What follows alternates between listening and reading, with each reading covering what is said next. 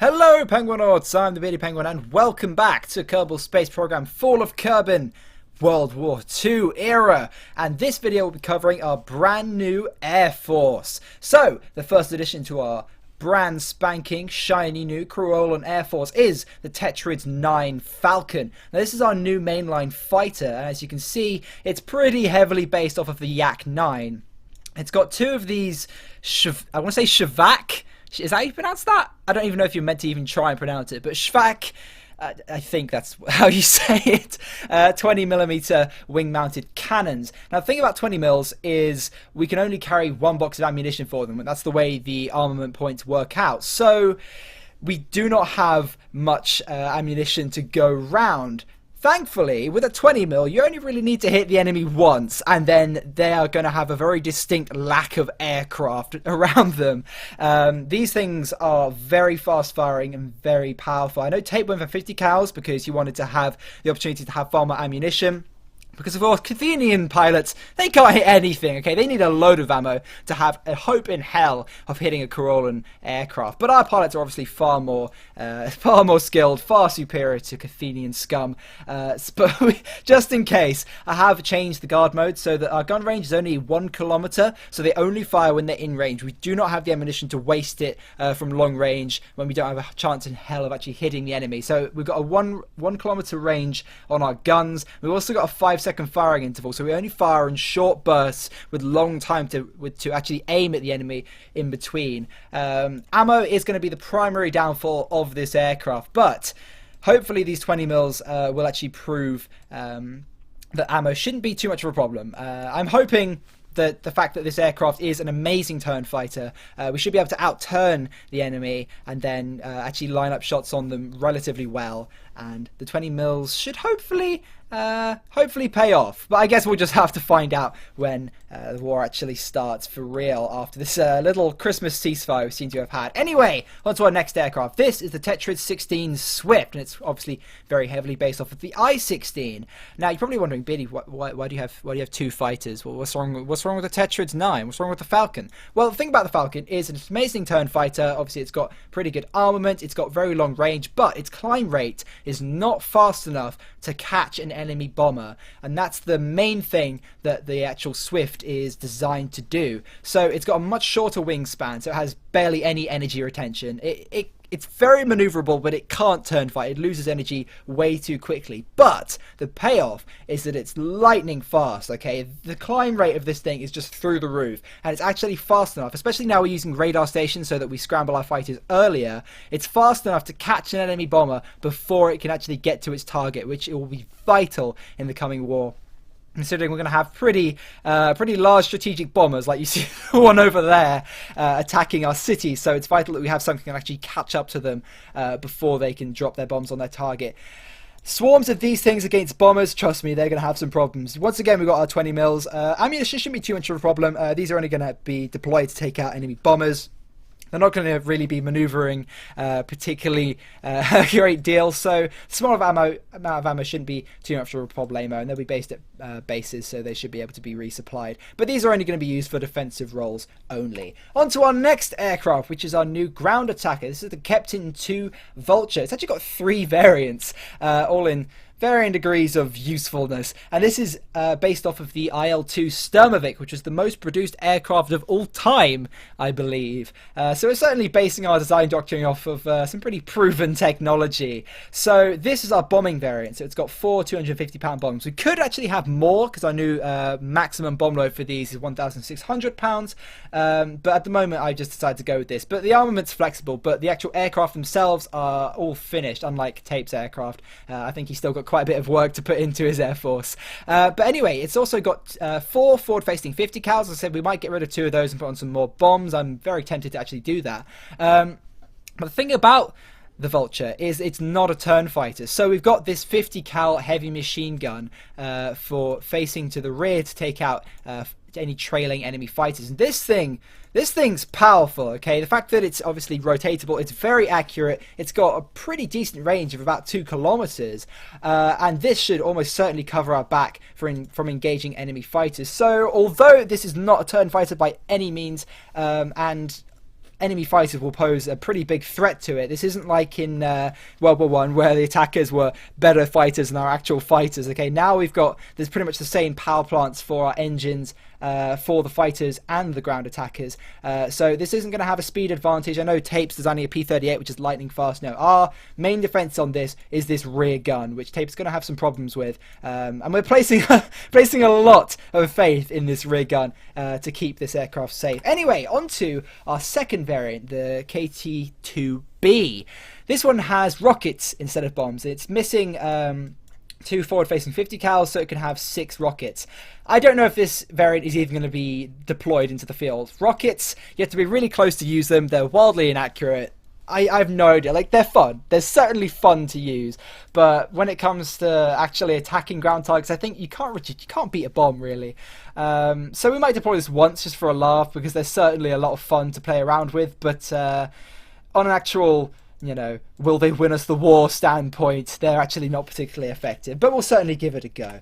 And last but not least, this is probably the variant that's going to see the most use in the upcoming war. It's only got a 30 cal rear turret though, so it's very vulnerable to enemy fighters. So it's going to need a fighter escort if we deploy it in the field, or maybe have air superiority before we send it out to attack enemy tanks. But the main thing that makes up for that is these 2 30mm cannons.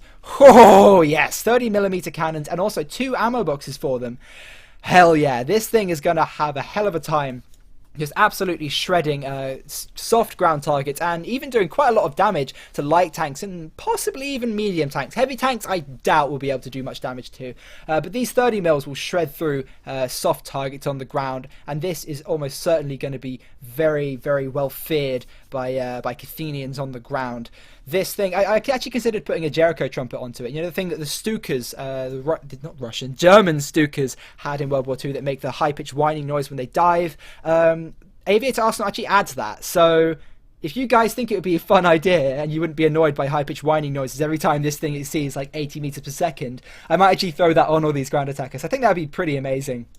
These 30mm can also be used very effectively against enemy aircraft. So yeah, they've got a pretty insane firing rate, especially compared to the 40mm that I believe Tape's using. We might in future have another variant with a 40mm or even a 75mm gun pod on the bottom fuselage here on the undercarriage, but for now these are the 3 variants that we're going to go with. And last but not least, we have our strategic bomber, the BH-17 Albatross, BH standing for Blackheart, of course one of the creators of Airplane Plus. Now obviously it's based off of the B-17. It's the only aircraft in our arsenal that isn't based off of a Russian aircraft. I just had to go for the B-17 because it's such an iconic aircraft that really you can't go with anything else when you go for a World War II bomber. It's not particularly fast. It's certainly slower than Tape's bomber. I know he had 2 Lancaster engines. We've gone for 4 of these D25 radial engines, mainly just to go for the look. I've just gone for the design doctrine of make it look as similar to a real-life aircraft as possible, and it will probably work well. But everything else about it is certainly nothing to sniff at. It can take quite a lot of hits, especially from 50 cals. 20 mils, after a couple of seconds of being under fire, they'll certainly rip quite a few holes in the wings. But 50 cals, this thing is pretty damn resilient to them in testing. So Tape should have some pretty big trouble taking this thing down. And when it comes to defensive armament, oh yes, it's the bull turret! Oh god, it's so beautiful. Now, it burns through its ammo very quickly, so it's got to reload. So it'll unleash just a hail of bullets, and it's very accurate. It's got a range of about 2 kilometers. It will just annihilate incoming interceptors. But once it's unleashed a hail of shots towards an enemy plane, it'll almost certainly take it out. But it'll then have to reload, and it'll take up to like 5 seconds to reload. So the only problem with this plane is that it can't defend against large swarms of enemy fighters. If a large swarm of T-16s actually attack this thing, it wouldn't really be able to cope with it, just because it doesn't have enough turrets on it. Because I've decided to go for 10 500-pound bombs, so 5,000 pounds worth of bombs on this thing, so that we can just pretty much flatten enemy cities. But We might get rid of some of those bombs in the future to have another one of these turrets. We put it on the underside. I know Tape put it on the top for some reason. No, the underside is certainly where you want to be putting it, because enemy aircraft are going to be flying below and behind you while they're trying to get up to your altitude and catch up to you to take you down. So if you have a turret on the top, you have to wait until pretty much they're in range and ready to shoot you before you can shoot back. And the whole point of this turret here is that we shoot them before they get up to our altitude, before they can actually fire back at us. Because once a large number of enemy aircraft get into range of this thing, it's pretty much toast, because it's not particularly fast. You can't outrun them. So we're placing a lot of faith in this ball turret, but it looks so awesome. Like, the enemy's just going to be so intimidated, they're just going to run away. That's what I'm hoping anyway. Anyway, on to some scenarios so that we can show you the true might of our Kruolan Air Force and show you the capabilities of our brand new aircraft. So in this first scenario, we're taking our BH-17 Albatross bomber, and we're going to go try and drop some bombs on whatever the hell this city is called. I think it's Pelennor? I'm fairly sure it's Pelennor. I've completely forgotten what that mod developer actually made, but it's certainly a mod that's vital to the series, I'm sure. Anyway, so defending Pelennor, we have 3 T-16s, and the test here is to see whether we can bomb the target before the T-16s can actually catch up to us. And spoiler alert, the T-16s, they're very fast, they can climb up to altitude very quickly, but this is the absolute ceiling that the BH-17 can actually fly at, so they do actually have a little bit of trouble stopping us dropping our bombs. But there's certainly no escape for the BH-17. This thing is slow, okay? But here you go, we can see that we just opened our bomb bay and we're dropping our 5,000 pounds of bombs on Pelennor. We probably evacuated it beforehand. I'm sure it's fine. It's full of just conscripts anyway. It's fine. There's no real danger to any true Kruolans. They're all over in Bakhmuto or Kermingrad. Anyway, so despite the fact that we have dropped our bomb load on Pelennor, there's no real stopping that. The only way to stop that would be to have some anti-aircraft guns in and around Pelennor, which obviously, if we were defending against a Kerthenian attack, we would have. But in this case, we're only testing the Air Force, not our anti-aircraft gun capability. Yeah, this thing would have some pretty serious trouble if it had some 3-inch flak firing at it. But without much time elapsed between dropping our bombs and now the T-16s, the Swifts are catching up, and you see the 50 cal turret is opening up, but at this distance it can't really get much accurate fire on them. And here we go, here come the 20 mils. If all it takes is a couple of hits from these and they can shear a wing off. These things truly are powerful. But the 50 cal opens up, and there we go, we've taken out one of the Swifts. But as you can see here, the main problem with the 50 cal turret is it overheats very quickly. You've got long periods of time where you can't get any fire on the enemy, but in the short bursts that it can fire, it can just demolish enemy aircraft. But we do have to dodge some 20mm fire in the meantime while we're dodging around and waiting for that 50 cal, sorry, to actually cool back down again so we can open fire. But there we go, we take out another T-16, but our wing is sheared off. And there we go, 3 Swifts to take down 1 Albatross. I don't think that's too bad, considering how fast these aircraft are. I don't think Tape actually has an interceptor. At least not a fighter interceptor. But just as a final fuck you, we just just open fire while we're crashing to take out the final Swift. Anyway, on to another scenario. I was going to have a fighter scenario, some Swifts against some of our Falcons, but I didn't quite set up the recording properly, so it was really pausey. I didn't have my CPU heavy recording set up. I had my full 1080p setup, and for KSP, which is very CPU intensive, it was very freezy. The quality wasn't very good. But here we go. Here's a little scenario of me trying to hit stuff with the RP3 unguided rockets from our Vulture aircraft. Yeah, it doesn't work too well, but thankfully the C variant with its 30 mils just completely pastes one of those grounded places. But I think we're going to have another go. So this is mainly just proving the inadequacy of these rockets. After doing this test, actually Tape and I agreed that we'd actually make these rockets worth half a point, and we'll let fighters carry them as well, because they're just so ridiculously just useless. So this B variant, is this the B variant or the A variant? No, it's the B variant. Could actually carry more rockets or more armament after this little test.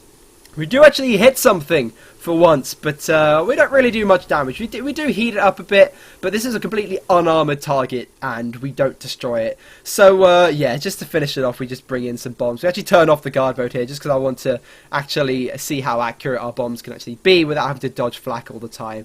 And as usual, our Kruolan bombers are, they're pretty damn effective. So, I think, yeah, we're going to stick with either the C variant, which can just paste them with 30 mils, or the usual bombing variant. But there you go, this has just been a relatively short video, just showcasing the basic capabilities of our brand new aircraft. I hope you like the look of them. I think they look pretty beautiful, though I say so myself, and you've seen the basic capabilities of them. We'll have some more tests in future, and I'll be showcasing my naval aircraft in my naval video, which should be coming out soon. But thank you for watching, everyone. I've been the Baby Penguin, and I'll see you all next time.